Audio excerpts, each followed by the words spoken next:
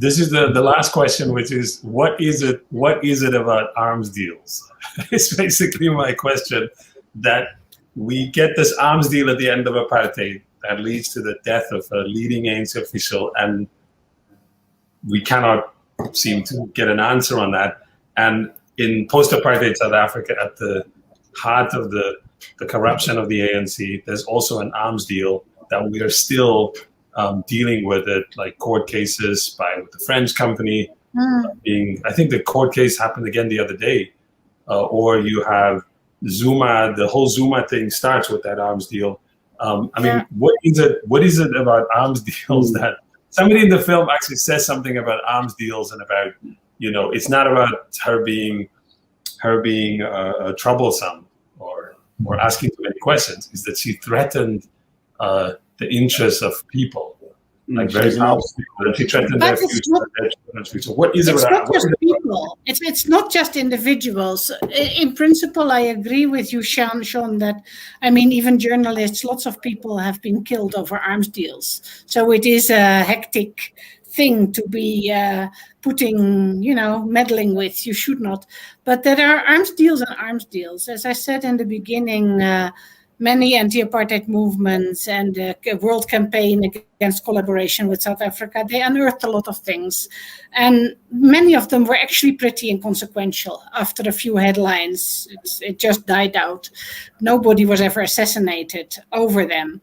I think what was special about what Dulcie unearthed was, maybe I can compare it to me selling my car to bank robbers.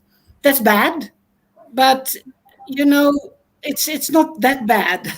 But me, actually, France and South Africa now together, plotting a thing that can wipe out an entire township, that is much worse than just selling a crate of guns.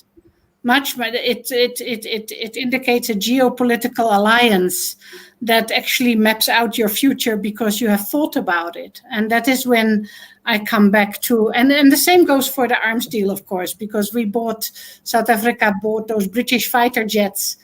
In the book, I actually connect the murder of Chris Hani to that, but that's another story altogether. That we didn't need, and it took more than half of the entire sum of money that was paid.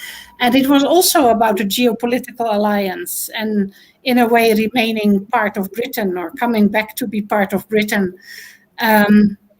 And it's not to say that those things mustn't happen, those alliances. But I think what Dulcie September wanted was for her movement to sit down and think about it, do some homework. But they were so eager to just get into whatever deals and power and contracts it was.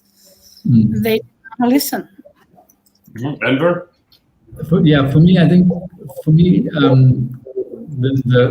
for the viewer, I want them to not think that this is a story just caught up in the past. It's a story that is in the past but comes back to the present. And so when you talk about arms deals, there is that link of the old arms deal and the new arms deal.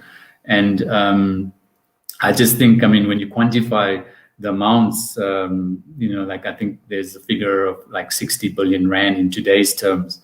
So when you're talking about a lot of money and money as much as that, you asked Sean about what is it? I mean, money seems to make people go crazy, and I